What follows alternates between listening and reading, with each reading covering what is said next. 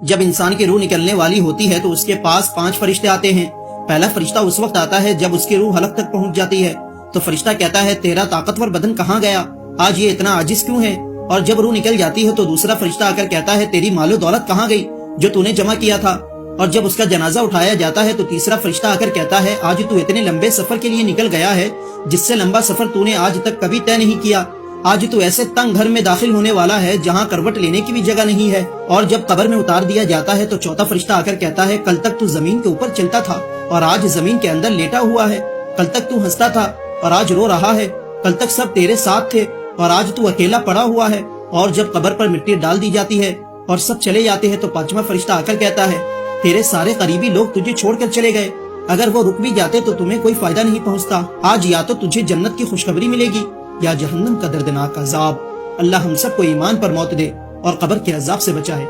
جب حضرت موسیٰ علیہ السلام حضرت یوسف علیہ السلام کا تابوت تلاش کر رہے تھے جس میں حضرت یوسف علیہ السلام کا جسم مبارک تھا جن کو لوگوں نے تابوت میں کر کے سمندر میں دفن کر دیا تھا، تو 400 سال کے بعد حضرت موسیٰ علیہ السلام اس تابوت کو نکال کر ان کے آباء و اجداد کے پاس دفن کرنا چاہا جو کہ حضرت یوسف علیہ السلام کی چاہت تھی، تو کسی کو بھی پتہ نہیں تھا کہ وہ تابوت کہاں پر ہے، صرف ایک بڑھیا کو پتا تھا جس کا نام شارہ تھا۔ اس نے کہا حضرت موسیٰ علیہ السلام سے کہ میں آپ کو ایک شرط پر بتاؤں گی، پہلی شرط تو یہ ہے کہ میں بوڑھی سے جوان ہو جاؤں، تو حضرت موسیٰ علیہ السلام نے کہا منظور ہے، پھر بولی میری دوسری شرط یہ ہے کہ جنت میں آپ کے ساتھ رہوں، تو وہی آئی اس شرط کو بھی مان لو، تو حضرت موسیٰ علیہ السلام نے مان لیا۔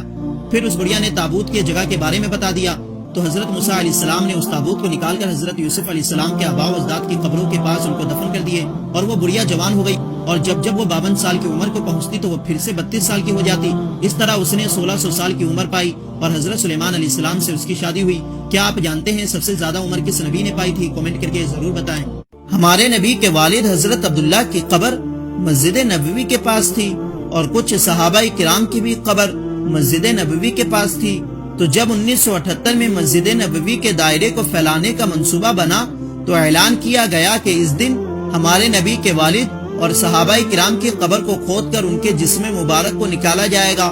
پھر ان کو جنت البقیع میں دفن کیا جائے گا۔ یہ اعلان ہوتے ہی پوری دنیا کے لوگ اس منظر کو دیکھنے کے لیے پہنچے، تو جب ہمارے نبی کے والد حضرت عبداللہ کو قبر سے نکالا گیا تو سبحان اللہ پوری دنیا کے لوگوں نے دیکھا کہ کفن تک میلا نہیں ہوا، ایسا لگ رہا تھا کہ آج ہی دفن کیا گیا ہے، اور صحابہ کرام کا بھی جسم مبارک اور کفن بالکل صحیح سلامت تھا، اور قبر کھولتے ہی پوری جگہ خوشبو سے مہکنے لگی۔ سبحان اللہ، یہ ہے صحابہ کرام کی شان اور یہ ہے ہمارے نبی کے والد حضرت عبداللہ کی شان، تو ایک مرتبہ کومنٹ میں سبحان اللہ ضرور لکھیں۔ دیکھ سکتے ہیں جب یہ شخص نماز پڑھ رہا ہوتا ہے تو اسی وقت کھڑکی اس پر گر جاتی ہے،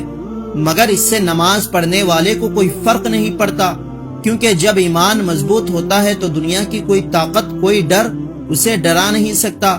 جو اللہ کا ہو جاتا ہے اللہ اس کے ایمان کو مضبوط کر دیتا ہے، یا اللہ ہمارے ایمان کو بھی مضبوط کر دے، تو ایک مرتبہ کومنٹ میں آمین ضرور لکھے۔ 7 ایسی فوٹوز جنہوں نے ایسے مومنٹ کو کیپچر کیا جو کہ شاید ہی دوبارہ ہوں گے۔ نمبر 1، یہ فوٹو ایروپلین میں بیٹھے ایک پیسنجر نے کھینچی تھی جب بارش ہو رہی تھی۔ نمبر 2، یہ فوٹو ناسا نے کھینچی تھی جب ناسا کا راکٹ ارتھ کے ایٹماسفیئر سے نکل کر اسپیس میں جا رہا تھا۔ نمبر 3، یہ فوٹو رشیا کے ایک فوٹوگرافر اینڈرے پیولوف نے کھینچی تھی۔ اس فوٹو میں ایک چیٹی لکڑی کا ٹکڑا پکڑ کر سورج کو دیکھ رہی ہے۔ نمبر 4، یہ فوٹو تب کھینچی گئی جب ایک چیٹی پانی پی رہی تھی، ایک لائک تو بنتا ہے اس کے لیے۔ نمبر 5، اس فوٹو میں ایک بھیڑیا اور ایک مرموت جو کہ گلہری کا بڑا بھائی ہوتا ہے اور یہ دونوں فرینڈز کی طرح ٹریٹ کر رہے ہیں، اور اس فوٹو کو 2019 کا وائلڈ لائف فوٹو کا ایوارڈ بھی مل چکا ہے۔ نمبر 6، اس فوٹو میں اس کلائمبر نے ماؤنٹ ایوریسٹ کی چوٹی پر چڑھ کر یہ سیلفی لی ہے اور اس سیلفی سے صاف پتہ چلتا ہے کہ ارتھ فلیٹ نہیں راؤنڈ ہے۔ نمبر 7، یہ فوٹو کیلیفورنیا کی ہے جب وہاں کے جنگل میں آگ لگی تھی اور یہ آگ فائر ڈریگن کی طرح لگ رہی ہے۔